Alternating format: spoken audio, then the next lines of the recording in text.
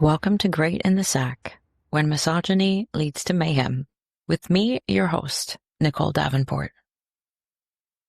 The word witch originates from the Old English wicke, which is the male word, or wicca, the female word, meaning someone who practices sorcery or magic.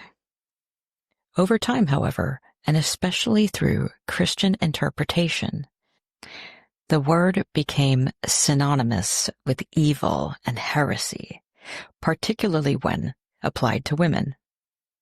And this word will be cast upon Mary and her 19-year-old daughter Faith, just after they are coming to terms with the death of someone close to them, their husband and father, who had become ill. An absolute tragedy. A tragedy that the man's family refuses to accept. You see, the family members of the man blame Mary and Faith for his death, swearing to one another that the mother-daughter duo are solely responsible for said death by means of sorcery. This is despite the fact that they had also been ill. So the family of Dad comes over to the home of Mary and Faith to confront them about this so-called sorcery. Do you guys know what false imprisonment means? By definition, it is the unlawful restraint of a person's freedom of movement without legal authority or a person's consent. And this doesn't require physical barriers to happen. Threats, coercion, or force can facilitate false imprisonment. Well, Mary and Faith will become falsely imprisoned by these relatives of their husband and father. The relatives of Dad take it upon themselves to make their way over to the family home of Mary and Faith. The relatives encounter the two women and falsely imprison them, and then they begin belligerently accusing them of murdering their loved one with black magic. The amount of time the mother and daughter are held captive is not known, but these types of confrontations usually last days, if not longer. They are severely beaten and burned with glowing red iron rods. Luckily, someone rescues them before they succumb to their imminent deaths. Now, I know what you're thinking. You recognize this story. It's straight out of the witch trials of the 15 and 1600s, right? A grieving woman, newly widowed, her husband seeming to die so suddenly, her teenage daughter, quiet and unsure, stands by her side. But instead of comforting them, their community turns on them. You'd think this tale belonged to some medieval village, literally buried in the pages of history. But it happened in 2021, in Goroku, Papua New Guinea.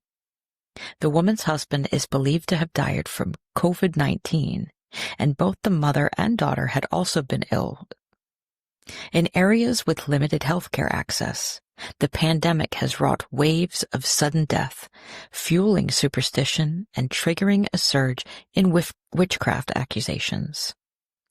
Fortunately, the two were eventually rescued by Papua New Guinea police, but not all victims are so lucky. In many cases, law enforcement plays the role of aggressor instead of protector. Despite the modern setting, the methods and motivations mirror those of historic witch hunts, driven by fear, superstition, and misogyny.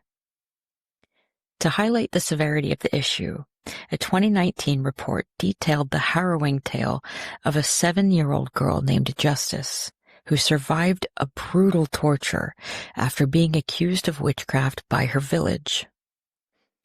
These horrible ordeals underscore the urgent need for awareness and action to combat SARV, which stands for Sorcery Accusation Related Violence, and also to protect vulnerable populations in Papua New Guinea.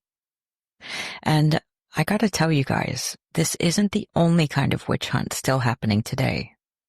All around the world, from small villages to the digital public square, freedoms are being eroded, restricted, and downright stolen away. and it can happen quicker than a crypto rug pull scheme. Those who challenge power, advocate for bodily autonomy, or refuse to conform to patriarchal norms are being ostracized, surveilled, and hunted, not always through use of inquisitions or witchfinder generals. Don't worry, I'll fill you guys in on the term witchfinder general soon. It's bonkers. But it can also be through the use of propaganda and scapegoating. Today, we're going to dig into half of it. There is so much info that I had to split it into 2 episodes. This is the history of witch hunts, why they happened, and how they transformed over time to suit the modern needs of the patriarchy.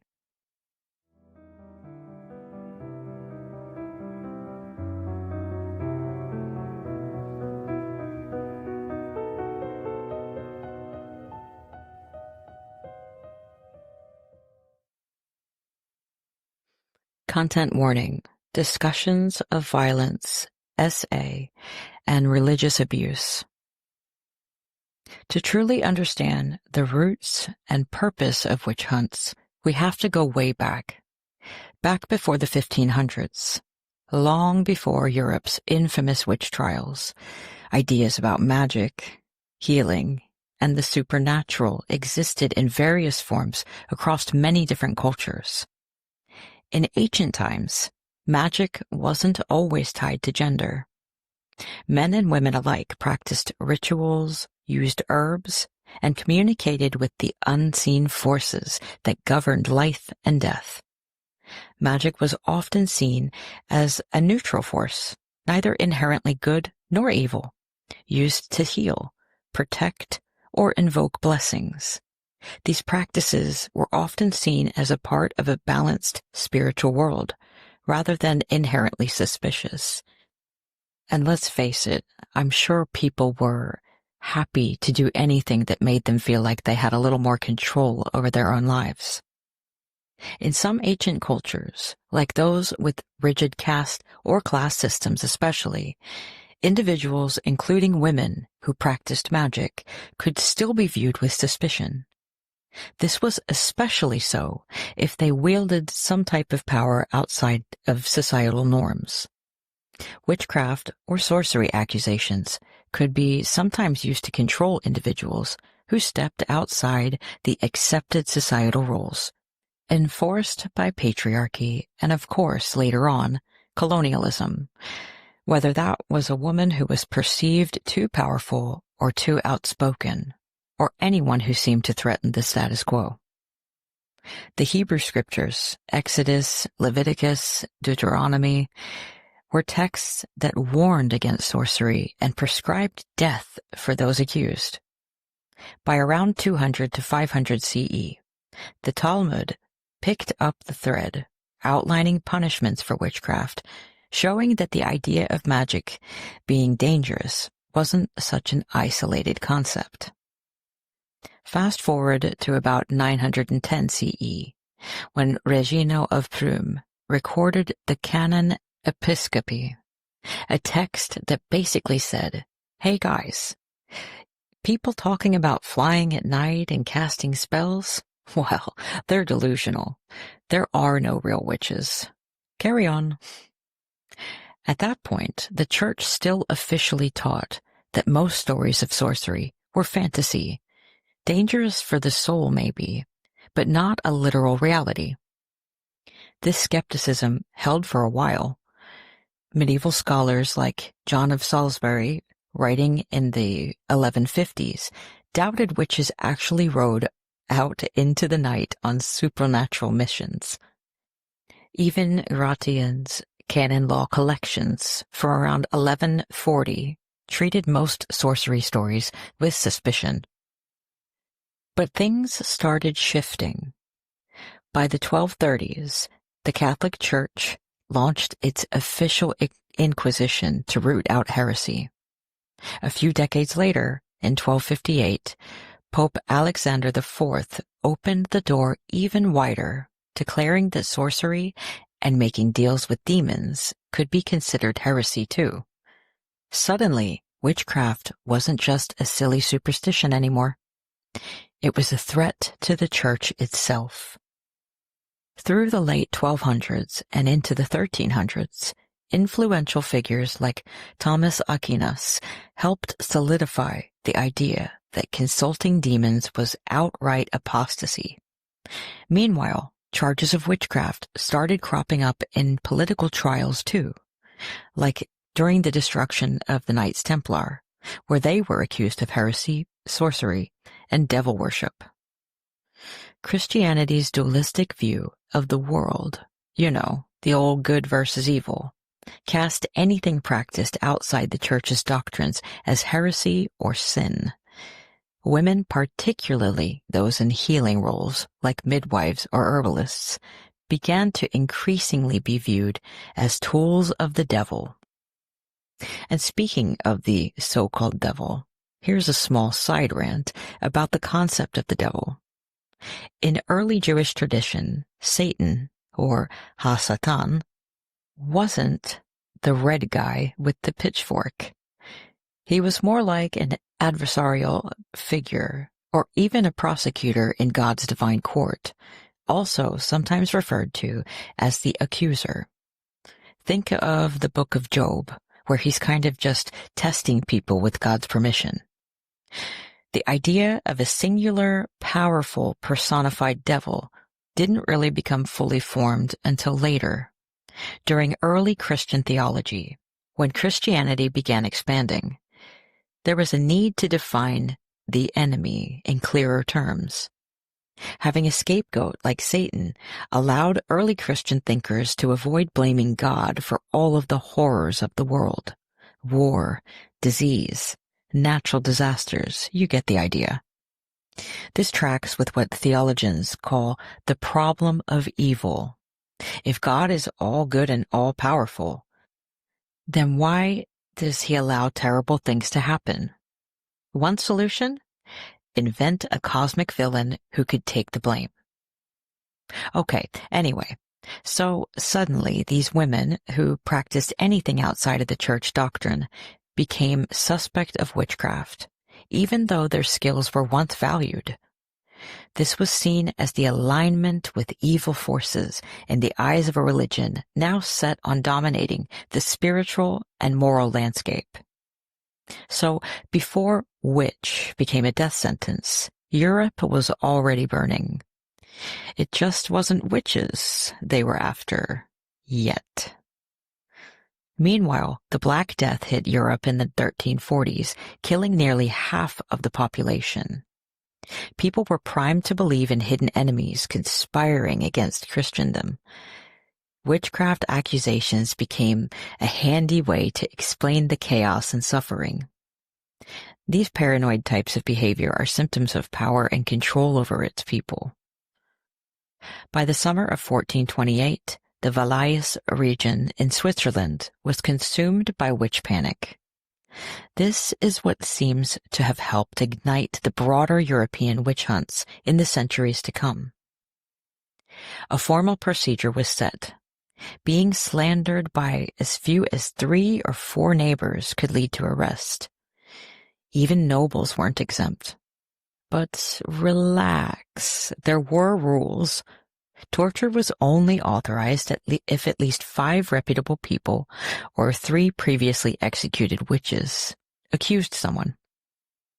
Victims, according to chronicler Johannes Freund, were accused of murder, heresy, and sorcery. They were said to make pacts with the devil, who appeared as a black animal like a bear or a ram, and were also urged to avoid church. Clutching the pearls here.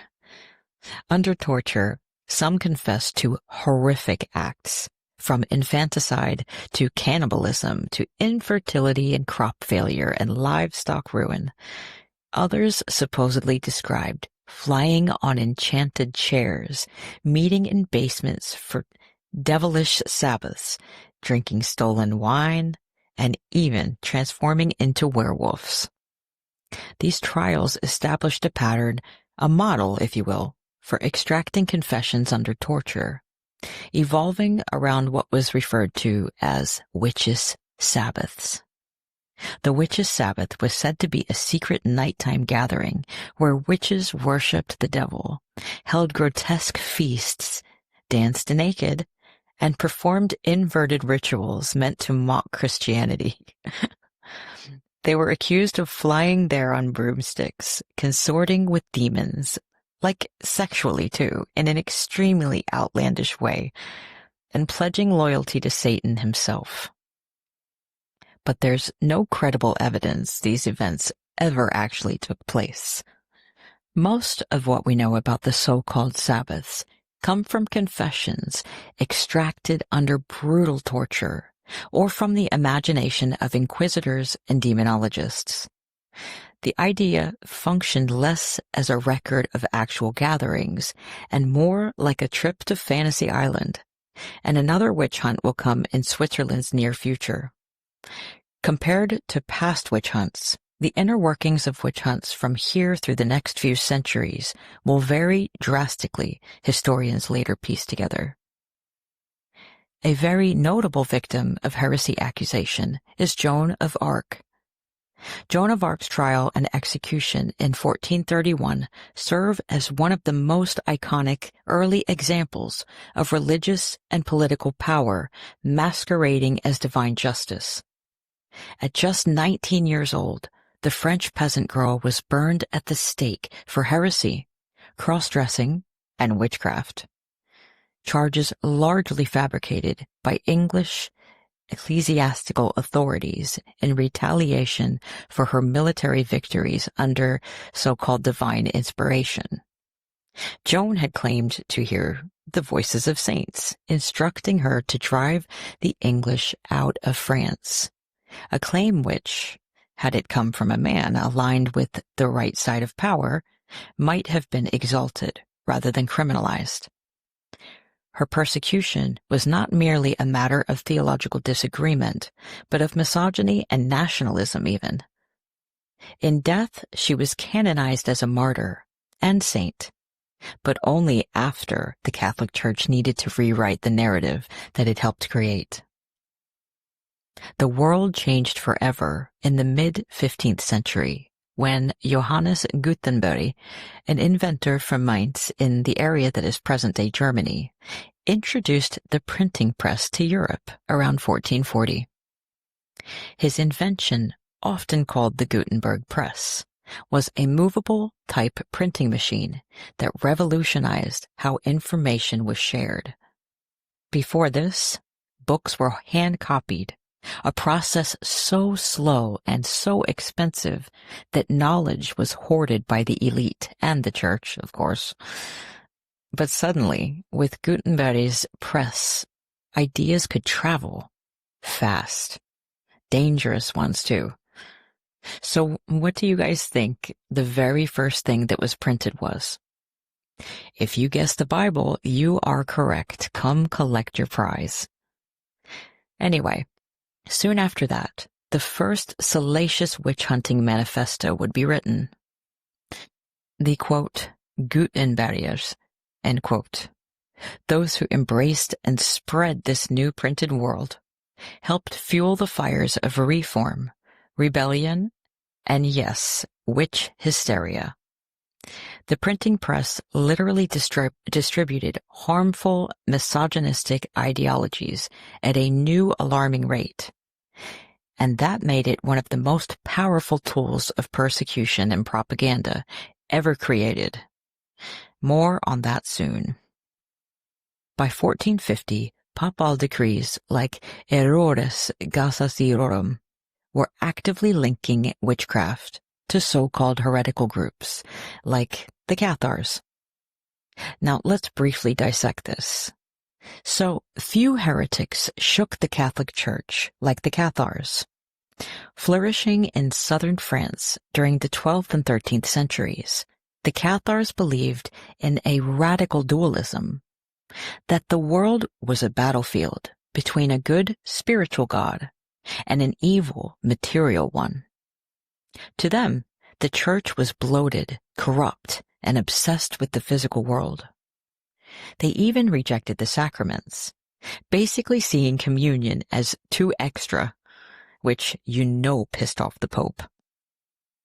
They saw the body itself as a prison for the soul. Their priests, called perfecti, lived in an almost terrifying purity.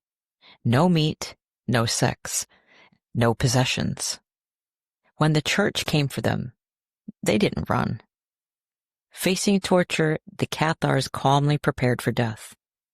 They blessed themselves with the consolamentum, their final spiritual rite, and walked into the fire without screams, just to get it over with, as if they knew the soul was already free. But the Church, through the Pope, Pope Innocent III to be exact, had already wiped them out. It's like a cosmic joke that dude was given the name Innocent by the Church. But even centuries later, in 1450, by means of this papal decree, it still couldn't let the Cathars go, using their legacy to resurrect the harmful ideas about groups labeled as other. Only now, the heretics had become witches, and so the old skepticism about witches being harmless delusions faded pretty quickly. This linking of heresy and witchcraft was a first, and it served as the perfect tool for what was to come.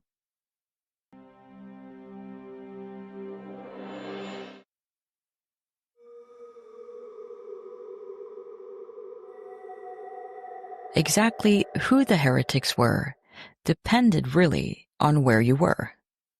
In Spain, it was often Jews and Muslims, even after they were forcibly converted. In the Americas, it was the indigenous peoples, whose beliefs, languages, and entire ways of being were branded unchristian. Across Europe, women healers, midwives, or simply those who lived alone or spoke too freely were often accused. By the late 15th century, Europe had become well-versed in religious violence and cleansing.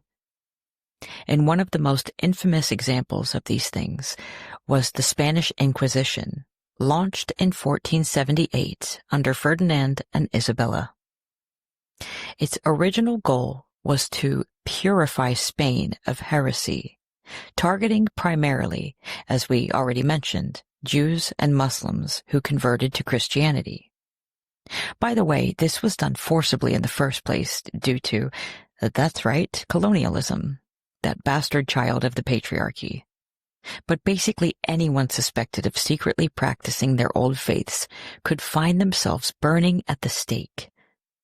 The Inquisition left a brutal legacy of torture, forced confessions, and executions. It also set a worrisome template for later hunts of the other. To understand just how brutal the Spanish Inquisition became, consider this. Even Ferdinand and Isabella, who were notoriously fanatical about crusading, began to express concern over their own personally funded unofficial conquistador, Christopher Columbus. Word of his brutality towards the indigenous people of New Spain, aka present-day Mexico, had eventually made its way back to Spain, and many were shocked. I mean, these were rulers who obviously had no issue funding voyages that led to absolute atrocities across the Americas.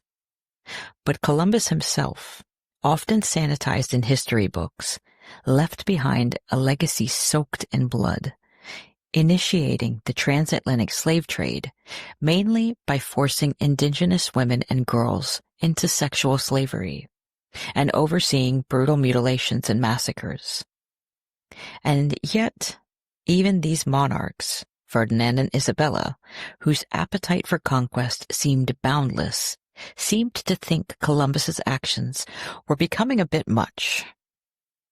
In 1484, Pope Innocent VIII, yes, they did it 8 times and will do it even more, issued a papal bull called Summis Desiderantes Affectibus. This officially authorized 2 Dominican inquisitors, Heinrich Kramer and Jacob Sprenger, to prosecute witchcraft in the Holy Roman Empire, which is present-day Germany. Also, the Holy Roman Empire should not be confused with the ancient Roman Empire. I am an American and I approve this message because I absolutely had to go and research the difference. We're learning together. Anyway, these two inquisitors will use this to their advantage, and also, not surprisingly, for profit, which we will discuss here shortly.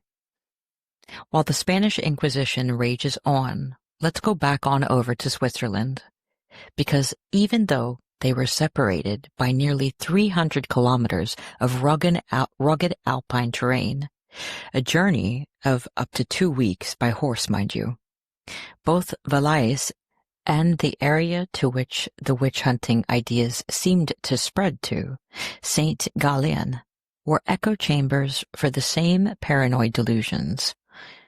Thanks to works by the same chroniqueur, Johannes Freund, it can be seen that both regions would play a grim role in what historians now recognize as a turning point, the birth of diabolical witchcraft.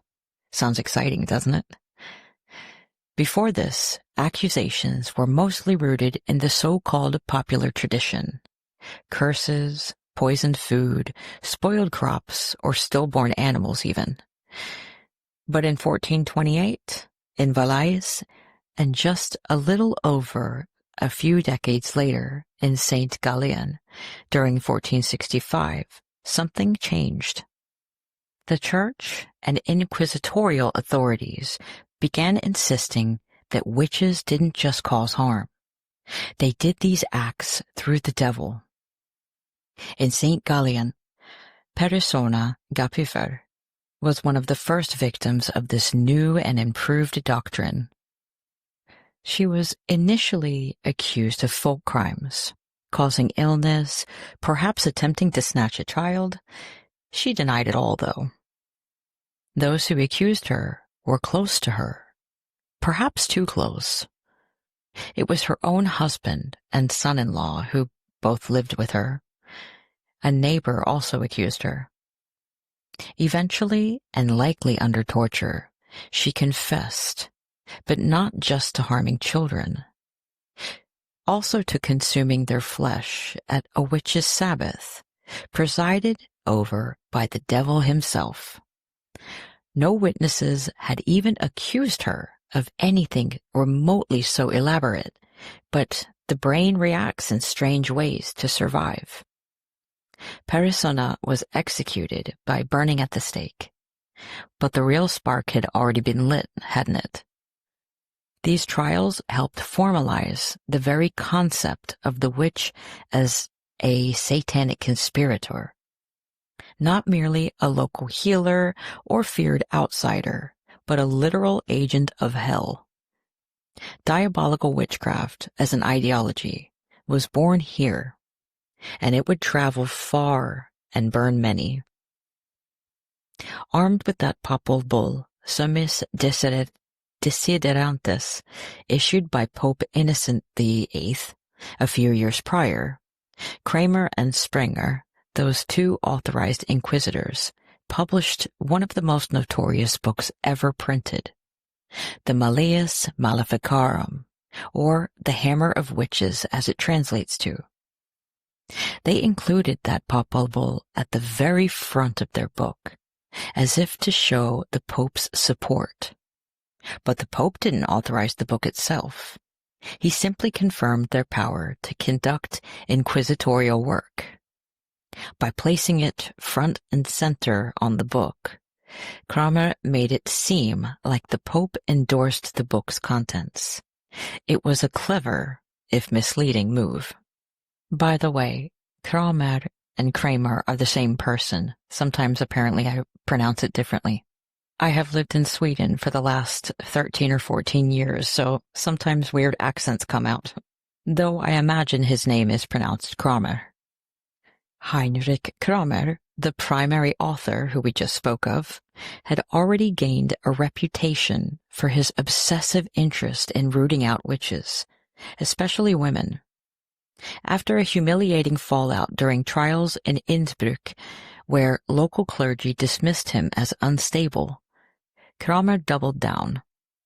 He channeled his rage into writing Malleus Maleficarum, pouring out a deeply misogynistic, paranoid worldview that portrayed witches as an existential threat to Christendom. The other author, Jacob Sprenger, a fellow Dominican and university professor in Cologne, was likely brought in for credibility.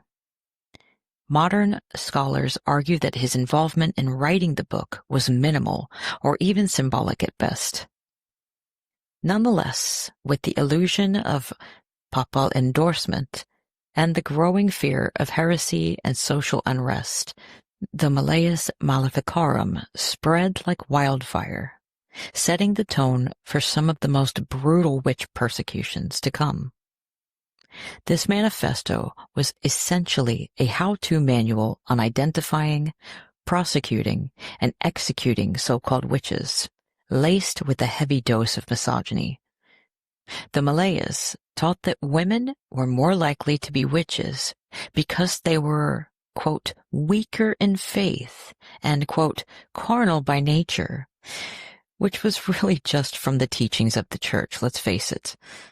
It painted women as inherently suspicious, dangerous, and corruptible, like a conspiracy theory. The book was also deeply ableist. While the text doesn't name disabilities the way we do today, it implies that any deviation from the norm, including physical deformities, unusual behaviors, or mental illness, could be signs of witchcraft or caused by witches. In essence, this created a double bind. If you were different, you might be a witch, or you might be cursed by one. Either way, you were suspect. So, to sum this up, people who had things like Tourette's, schizophrenia, or autism-like behaviors, even birth defects, were sometimes seen as either witches or victims of witches, depending on the spin. But both roles often led to persecution. Thanks to that Gutenberg press, the Malleus spread like a horrible virus across Europe, feeding public hysteria and laying the intellectual foundation for centuries of witch trials to come. While Malleus Maleficarum is infamous for laying the foundation of diabolical witchcraft, the pact with the devil, the nocturnal flights on broomsticks, and women's supposed vulnerability to sin, some of the book's earlier medieval influences were just nuts, literally. One such example comes from a 13th century church manuscript illustration, now nicknamed the medieval penis tree, in which witches were said to steal men's genitals and hide them in birds' nests or tree branches. In one tale, a man was told he could reclaim his stolen member by picking it off the tree, but only the one that belonged to him, not the large one that belonged to the priest. While we find these bizarre accusations of phallic theft hilarious now, they certainly weren't seen as comedic at the time. They reflected the deep paranoia around women's perceived power to emasculate and disrupt fertility. If anything, these illustrations marked a turning point when heresy, folk belief, and sexual anxiety further started to blend together, setting the stage for later, more codified horrors of witchcraft persecution. As Europe moved into the later 15th and also 16th centuries, secular courts started to take up the cause of witch hunting. This was thanks to the Witchcraft Act of 1542. Witchcraft wasn't just a sin anymore. It became a crime against the state, punishable by death. It was repealed 5 years later, but don't worry, we're not done with that yet. It comes back into play when James VI of Scotland becomes James I of England. In any case, as we touched on earlier, the faces of those accused changed from place to place. In Germany and France, it was midwives and healers who were most of the accused. In Scotland, outspoken women and the mentally ill. In what is now Mexico and Peru, it was indigenous people resisting forced conversion. Witchcraft was just the word they used to label anyone who refused to fall in line. Was this about religion? Or was it about exerting power and control? And what's the difference? When that power moved from the church to the state, the hunt just changed into different clothes. Now, real quick, I just want to say that when discussing the witch hunts and heresy accusations of the 16th and 17th centuries, we need to appreciate the chaotic religious back and forth that was happening, particularly in England. So let's spill the tea here because it's entertaining to say the least. You see, it all started with Martin Luther, who, on Halloween in 1517, nailed his 95 Theses concerning the Catholic Church's corruption to the door of the All Saints' Church in Wittenberg in present-day Germany. This was the beginning of the Protestant Reformation. So, later, King Henry VIII, a man whose appetite for wives was matched only by his ego, was at first an opponent of the Reformation, going so far as to write a book attacking Luther and earning himself the title Defender of the Faith by the Pope. Cringe. When the Pope refused to annul his marriage to Catherine of Aragon, however, who seemed unable to provide a male heir, Henry broke from the Catholic Church entirely in 1534, creating the, funny enough, Protestant Church of England, just so he could marry Anne Boleyn. This break caused a seismic shift in the power dynamics of both church and state. The Catholic Church, once the supreme authority in Europe, had just been slapped in the face by the King of England. In reality, the Church of England looked a whole lot like the Catholic Church, but instead of a pope, it was King Henry at the top. Convenient. Oh, and by the way, y'all know who this Catherine was that King Henry was trying to divorce? Yeah, she's the daughter of Isabella of Spain, who, let's not forget, was one of the co-funders of Christopher Columbus's crusades to the New World, to literally cleanse the Catholic religion, the so-called true religion. New World, small world, am I right? That the woman who had blood ties to the monarchy responsible for the Spanish Inquisition would be unceremoniously booted by Henry, who had abandoned their religion altogether in order just to divorce her, is just classic. He also created the Witchcraft Act of 1541, the first act to define witchcraft as a felony, a crime punishable by death, and the forfeiture of goods and chattels. That was another huge perk of witch hunting, by the way, gaining the properties of the person sentenced to death. Yikes. But things didn't stay stable. After Henry's death, his Catholic daughter, Mary I, ascended to the throne in 1553 and immediately tried to revert England back to Catholicism. And this is how Mary I of England, aka Mary Tudor, earned herself that lovely nickname, Bloody Mary, for her brutal persecution of Protestants, accusing many of heresy and burning them at the stake. Her reign was quite literally an inferno of religious tension. But I'll be here all night, folks. Then came Elizabeth I in 1558, Mary's Protestant half-sister, who set about re-establishing Protestantism as the state religion. This tit-for-tat between Catholicism and Protestantism created massive instability. I can't stress that enough. People didn't know which way the wind was blowing, and loyalty to one religion could get you branded as a heretic under the other. Now, back to the Inquisition. It gradually but finally wound down in some regions, particularly towards the late 1500s and early 1600s. But the terror didn't end. It merely shifted focus. In what is now Central and Northern Europe, Germany, France, and Switzerland, a series of secular witch hunts exploded. This period, roughly spanning the 16th and 17th centuries, became the bloodiest era of witch persecution in history. Historians estimated that between 40,000 and 60,000 people were executed for witchcraft during this time, and over 80% of the accused, you guessed it, were women.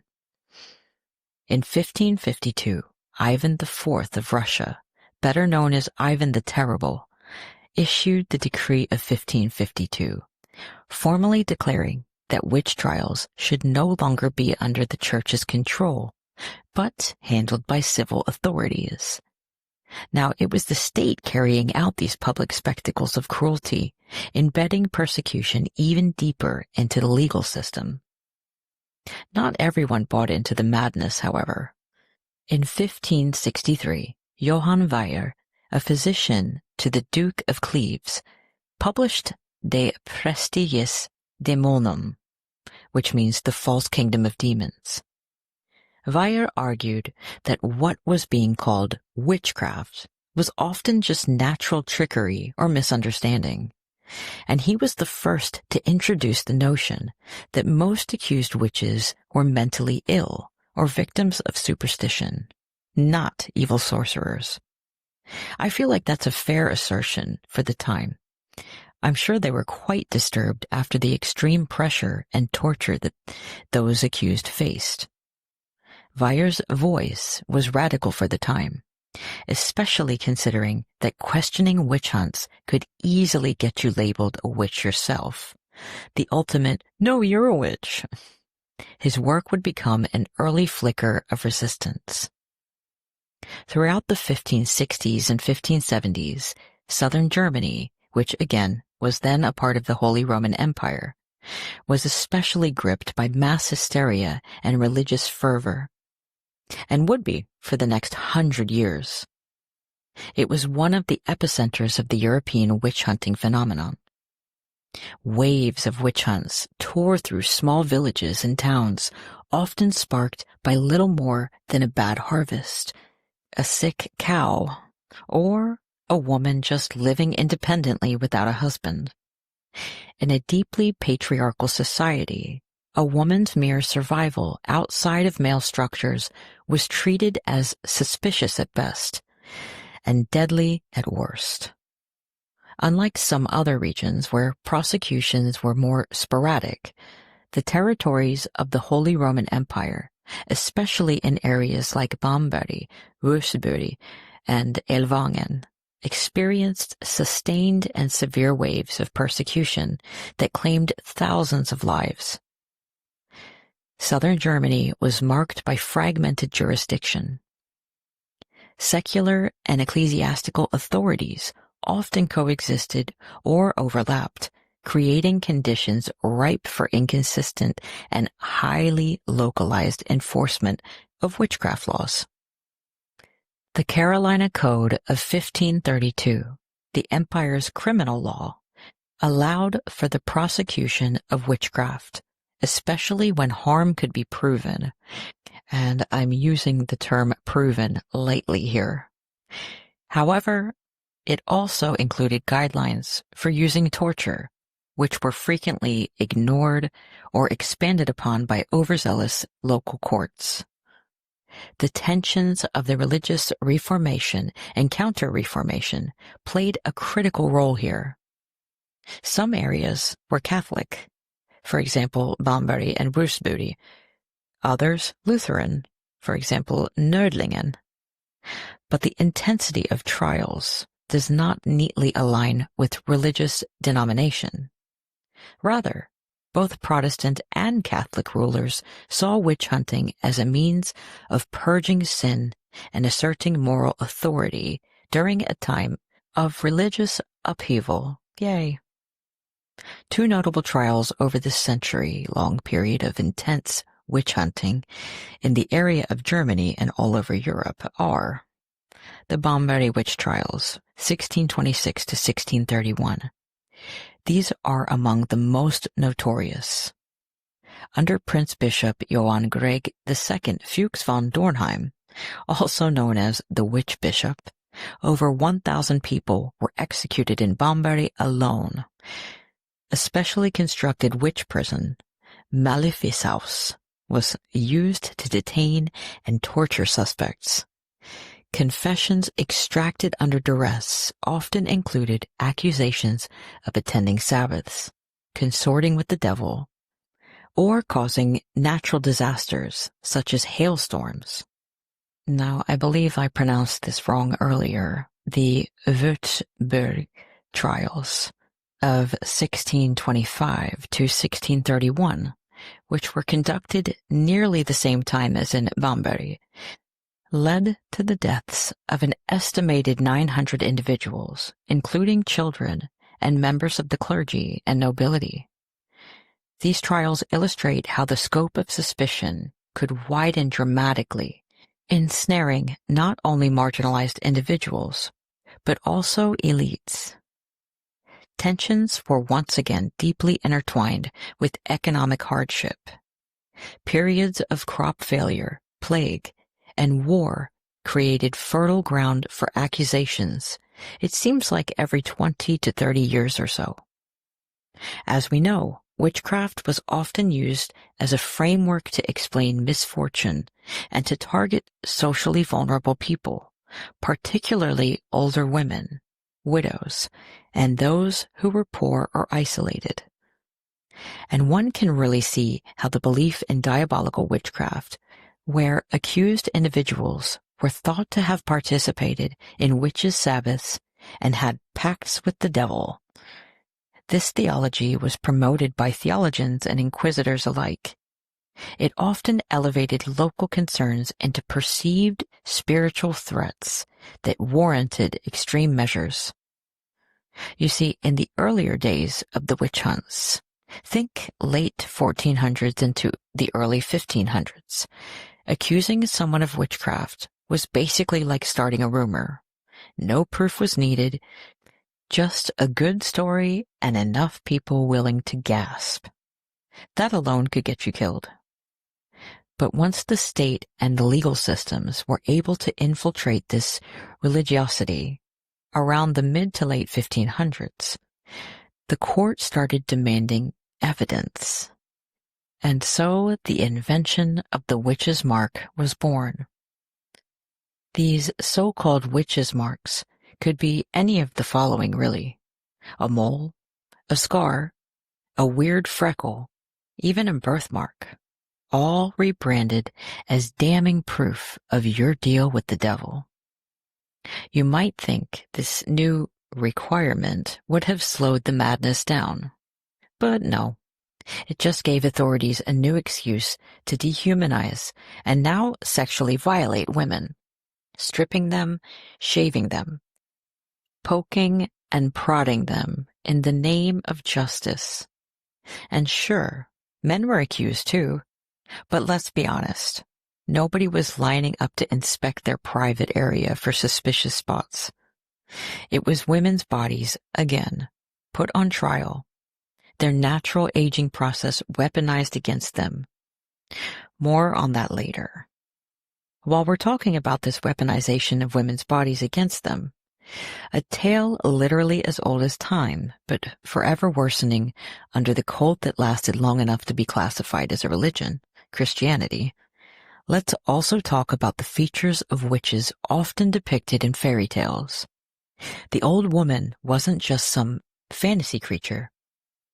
In the minds of people conditioned through Christianity, she was the enemy. She was weaponized as a symbol. The image we now associate with witches was, in many ways, built out of two of society's oldest pastimes, misogyny and anti-Semitism. It's no coincidence that the features we see in classic portrayals of witches, the exaggerated nose, the hunched back, the gnarled hands, mirror anti-Semitic caricatures used to depict Jewish people as other, as dangerous, as inhuman. And it's no coincidence that these witches were often older women, past the age of childbearing, past the point where they were seen as sexually useful to men. They were doubly other, no longer desirable, and always suspected.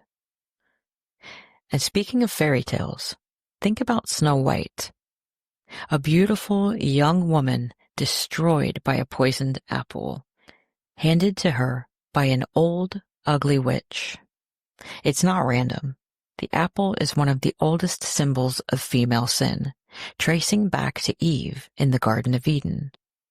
In both stories, it is a woman who tempts, a woman who falls, and a woman who pays the price. The message embedded across centuries remains consistent. Women, especially when they're curious or independent, are dangerous. They must be watched, they must be punished, they must be made to sleep, or worse.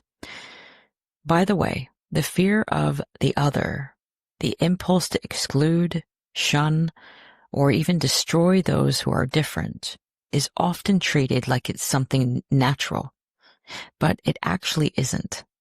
It's something that was constructed over a long, long time. Colonialism and patriarchy worked hand in hand to shape the idea that there was a right kind of person, and everyone else was suspicious. Under colonialism, difference became a justification for conquest. These people are not like us, therefore we must try to make them like us, shun them, or maybe murder them. Under patriarchy, difference became a justification for domination. This woman does not conform, therefore she must be punished. In front of a crowd, too, so we can really drill the fear into anyone else, mainly women, as the statistics suggest, who won't conform. The idea that society must be homogeneous, hostile to outsiders, isn't part of human nature. It is something that is learned and taught and heavily enforced through religion, education, and law. Anthropologists have found example after example of early communities from indigenous peoples to the Americas to pre-colonial societies in Africa, Asia, and Oceania that understood difference as a strength. It wasn't until the rise of empires, the rise of white European colonialism and patriarchal nation-states, that exclusion became a political weapon. Now, if you remember from earlier, when the Catholic Church expanded its influence, first over Europe and later with the rise of Protestantism, groups like the Cathars, the Waldensians, and of course, Jewish communities became easy scapegoats. Anyone who challenged the authority of the Church or simply existed outside its definition of normal became a threat to be eradicated. Jews in particular were systematically persecuted, forced from their lands, barred from professions, isolated in ghettos, and even blamed for plagues and every other misfortune that needed a neat, simple answer. Anti-Semitism was woven into the very fabric of society, embedded in laws, sermons, folklore, and even art. The figure of the witch became a perfect echo of that otherness, a convenient scapegoat for all the fears and hatreds a society didn't want to confront in itself.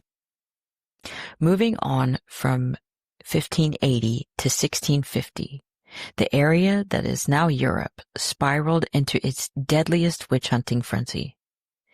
The years between 1610 and 1630 were especially brutal. Let's call it what it is. This was organized, state-backed extermination, often aimed at the most vulnerable. Widows, healers, midwives, poor women, women who in a way, stepped outside the rigid mold of obedience, became primary targets. In England, the 1580s saw frequent witchcraft trials, fueled by widespread superstition and a whole lot of blame. But again, skeptics pushed back. In 1584, Reginald Scot published The Discovery of Witchcraft. Scot openly challenged the very foundation of the witch hunts, arguing that witches didn't even exist, and that the trials were nothing more than organized cruelty.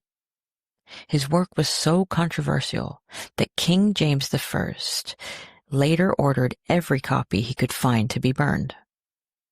And speaking of King James I, aka King James VI of Scotland, well, he plays a critical role here. At first, King James wasn't exactly sold on the idea of witches. He had doubts, he had questions. That is, until he met Agnes Sampson, a midwife from Scotland who would become one of the most famous victims of his witch hunts. Agnes was dragged in front of him sometime after James's ship, returning from Denmark after marrying Anne of Denmark, had been nearly wrecked by storms. Danish witches had already been blamed overseas for conjuring the bad weather. But when James got back to Scotland, the hunt had to go domestic. As we touched on earlier, the need for proof pertaining to accusations such as witch marks pushed witch hunting down its most sinister path. State-approved SA. It put an entirely different spin on the witch hunts and attracted predators, no doubt. Agnes' interrogation included having her head squeezed by some type of vice, being brutally shaved, stripped, and essayed under the guise of searching for witch marks. They were so pervy that they went so far as to imply that the spot found in her private area is where, quote, the devil licked her. The interrogation was pornographized, to say the least. Think about what that must have been like. It wasn't the most hygienic of times. Women didn't start shaving until after they were more present in the public arena, due to, once again, the idea that women should look a certain way, meaning like without underarm hair, though that's a topic for another day. Anyway, it had to be incredibly dehumanizing. Agnes was completely broken from the torture. She refused to confess, but she was so far gone that she wouldn't claim innocence either.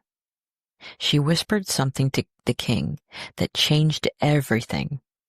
She revealed what Queen Anne had supposedly said to him on their wedding night. No one outside that room could possibly have known, except the very many servants walking around constantly working. Oh, but anyway, it was at that point that the king's skepticism evaporated, along with his humanity.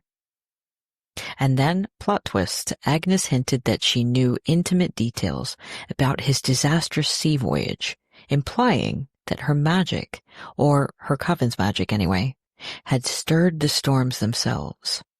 Now, keep in mind here that Agnes Sampson was a respected healer and midwife, a woman people in her community respected and actually trusted with their lives. Why would she suddenly confess to conspiring with the devil and conjuring storms? It's easy, because she was being brutally tortured. We know what torture does, and it doesn't produce truth. It produces desperation. Victims will say anything, to stop the pain, especially when sex is being weaponized against you. This was all James needed. His personal fears, sexual, political, even cosmic, had triggered his confirmation bias. From that moment through the next several years, King James basically became a zealot.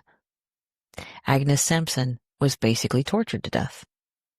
She was first garroted, and then her body was burned in what's now called the Old Town of Edinburgh. Scotland, on January 28, 1591. Upon making England his new home after the union of the crowns, Scotland and England, James began writing a book titled Demonology, published in 1597. Because when you're a king, why not also try your hand at becoming an amateur demon expert? Forget Shakespeare, we've got royal fan fiction here. In Demonology, James I laid out his hot takes about witches, necromancers, sorcerers, you name it. And big surprise, he was very much in favor of hunting them down like animals. He warned that witches were lurking everywhere, ready to strike at decent Christian society with curses and plagues and a suspicious amount of female independence. And God forbid a woman own a cat. That was basically like a signed confession. James believed witchcraft was a national security issue.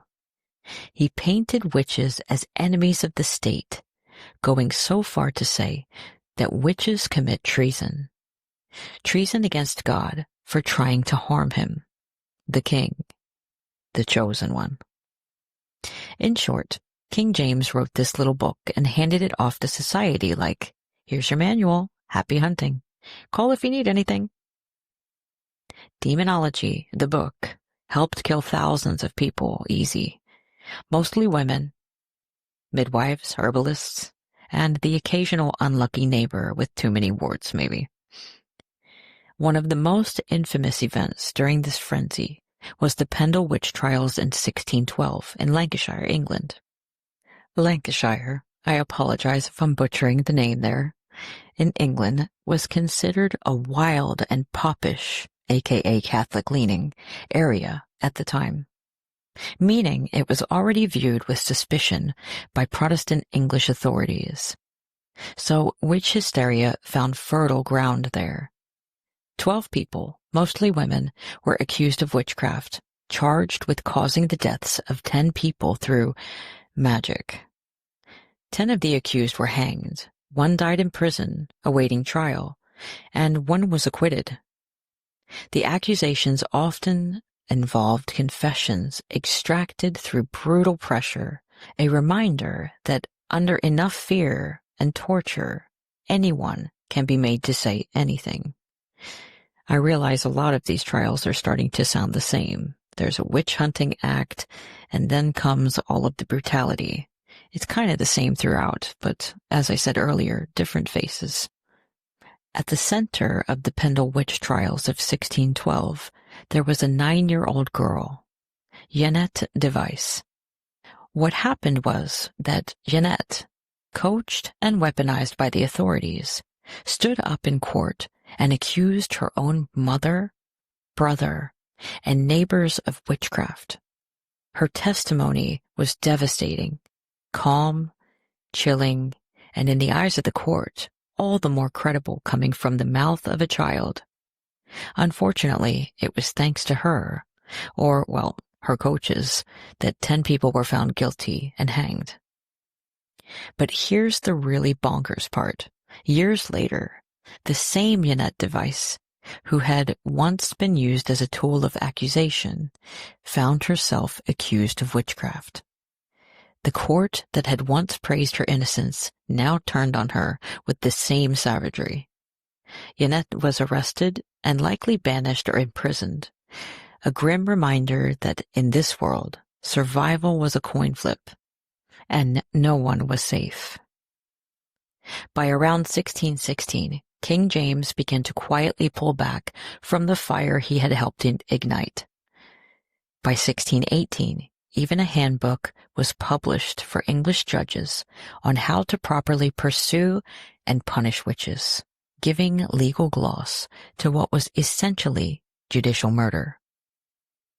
A few years earlier, in 1608, Sweden implemented a new witchcraft act inspired by biblical Lutheran scripture, which introduced the death penalty for all forms of sorcery. Sweden had officially broken from the Catholic Church in the early 1520s, and Lutheranism was formally adopted at the Uppsala Synod in 1593, solidifying Sweden's identity as a Protestant nation just like Henry VIII did. But King Gustav Vasa had a different agenda: to consolidate power by getting rid of the Pope. That also meant more money for the crown. This created a centralized religious authority under the monarch, and with it came stricter surveillance of deviant behavior, including accusations of witchcraft. This law initiated Sweden's first significant witch hunts, starting in the 1610s. Notable early cases include the trials of Karin Öklikvarna and Elin I Horsnäs. Under Princess Maria Elizabeth's influence, several women were executed, including 7 in the 1617 Finspång witch trials. Many trials from this period are poorly documented due to lost records. By the 1620s, Sweden's first wave of witch trials tapered off, and for about 40 years, executions became rare. Accusations continued, but most resulted in fines, banishment, or acquittals, especially in regions like Dalarna. During Queen Christina's reign, 1632 to 1654, witch trials were infrequent and mass trials were actively discouraged.